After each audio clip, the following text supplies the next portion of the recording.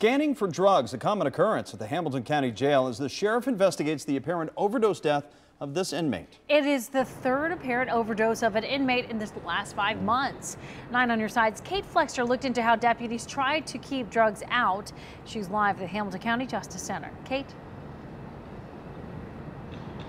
Well, good evening, guys. More than 30,000 people come through these doors every year, and deputies follow a very strict procedure to make sure inmates don't bring drugs into the jail. But the sheriff's office says there are limits to those procedures.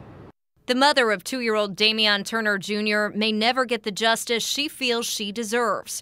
We spoke to her when the news broke last month that the man accused of hitting and killing her son died of an apparent overdose. Satwinder Singh was in the custody of the Hamilton County Justice Center at the time. And I really wanted him to stand in court and listen to what he did to my baby. Just 4 months earlier in November, 2 other inmates overdosed while in custody at the Justice Center. Both were revived with Narcan and survived. The old days, we were worried about tobacco coming in.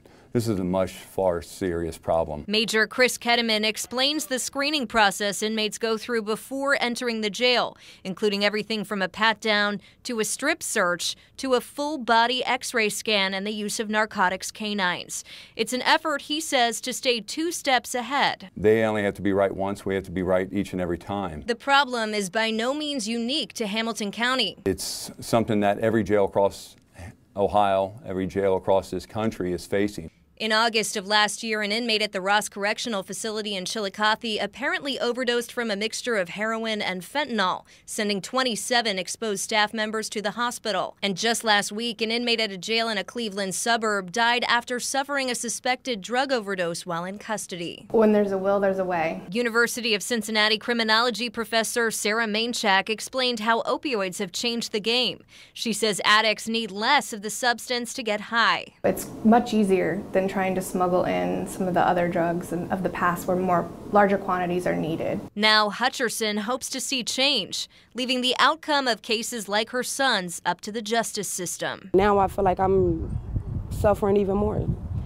because he can't get the justice that he deserves.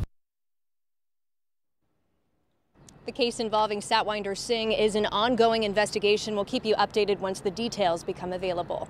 For now, reporting live in Cincinnati, Kate Flexter, 9 on your side.